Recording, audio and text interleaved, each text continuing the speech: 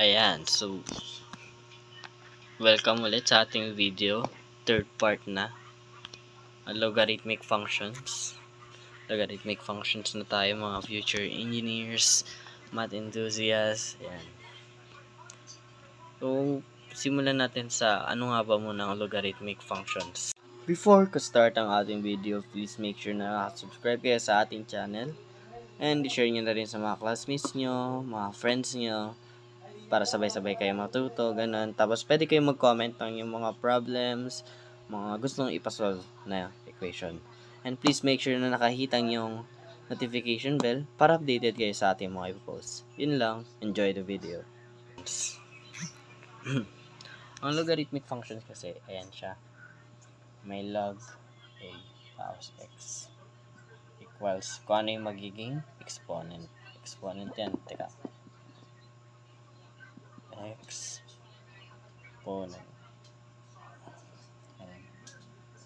Exponent ang magiging sagot ng log base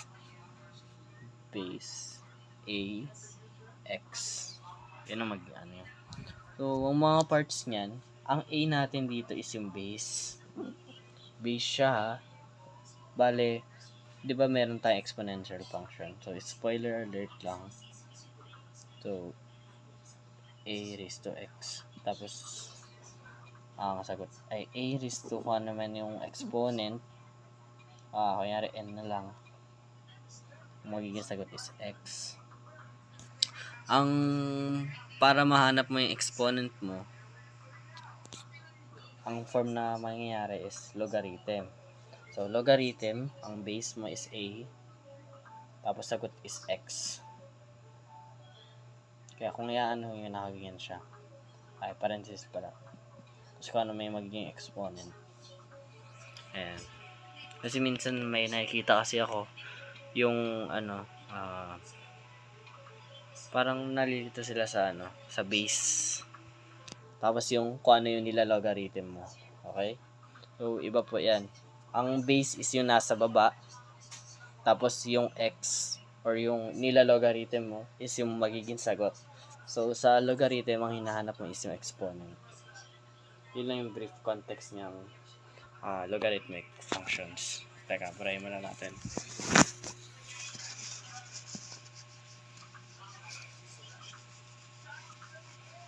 Ayan. So, balik tayo sa derivative. Sa usapang derivatives. Ayan. Ang derivative nitong log ax. Log with the base ax. Kaya nyo siya banggitin pala. Sorry. Log with the base ax is or wait. Sorry. Palitan natin u. Ayan.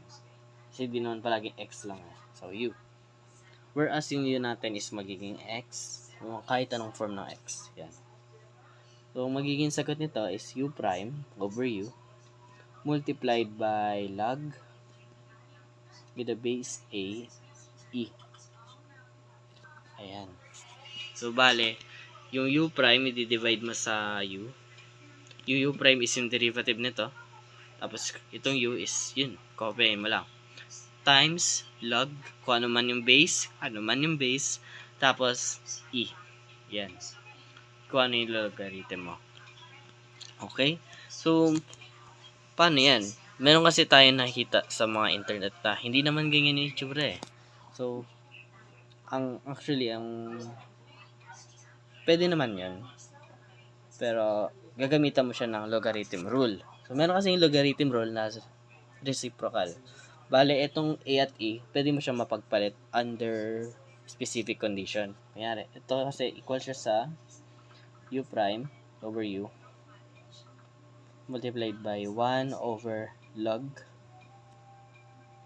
e naman, tapos a. Base mo yung magiging a. Base mo yung magiging e, tapos a naman. So, diba? Nagpalit sila. Ngayon, ang nangyari lang dyan sa logarithm rule na yan, para daw magpalit yung a at e, kailangan i-reciprocal mo. So, 1 over log base e, a. So, Ewan kung na-topic to sa mga senior high school nyo, specifically sa GenMat, no? Itong log E, equal daw siya sa natural logarithm. Okay?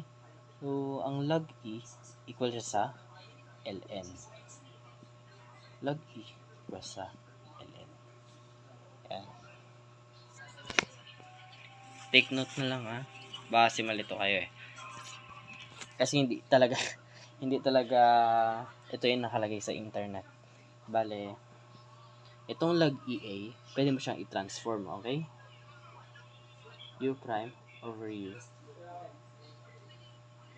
Itong log E magiging ln. Tapos sunod mo A. Ayan siya. Ganyan talaga yung totoong form na, di naman siya totoo. Like, simpler na lang. Or para di kayo malito, okay? So, U prime over U ln of A. Pwedeng ganyan, pwedeng ganito, or pwedeng ganyan. Ayan. Nasa sa inyo na kung anong gagamitin nyo. Okay? Pwede na siguro tayo magsimula sa ano. Or is it? Kasi, paano kung ln naman ang U? Kasi diba nabanggit ko na nga yung natural logarithm. Paano kung ln ang U?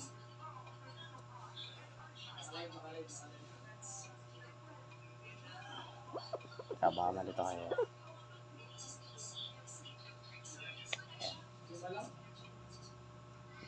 Ano ang derivative ng ln ng U?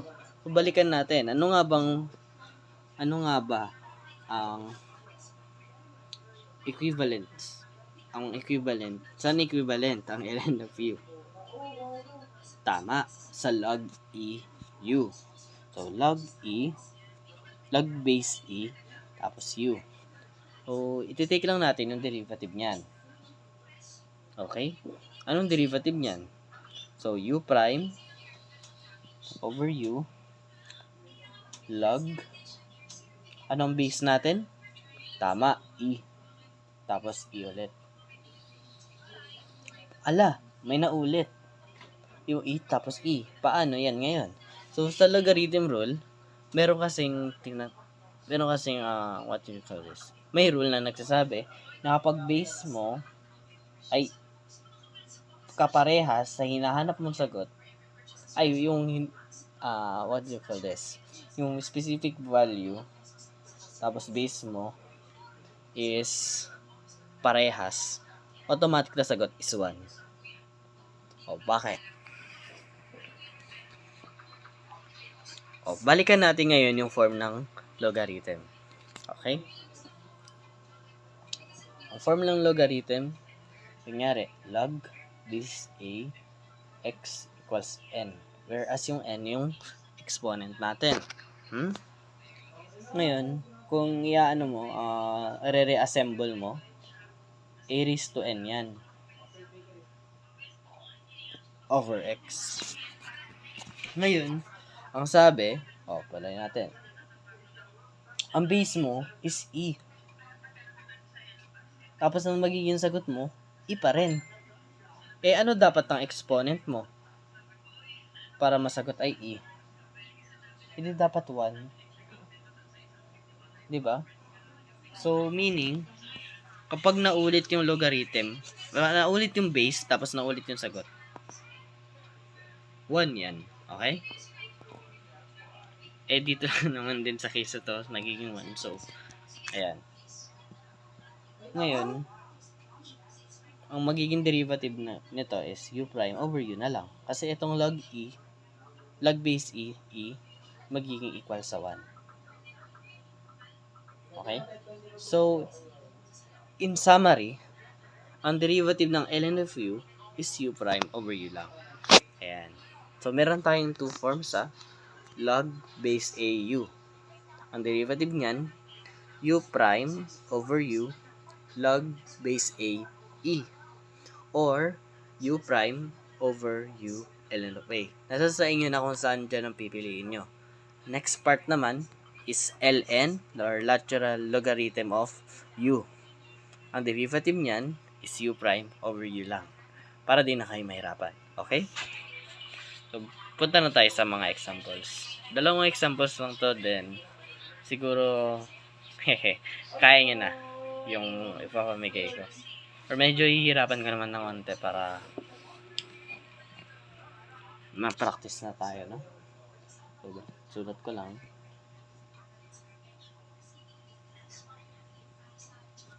Ayan.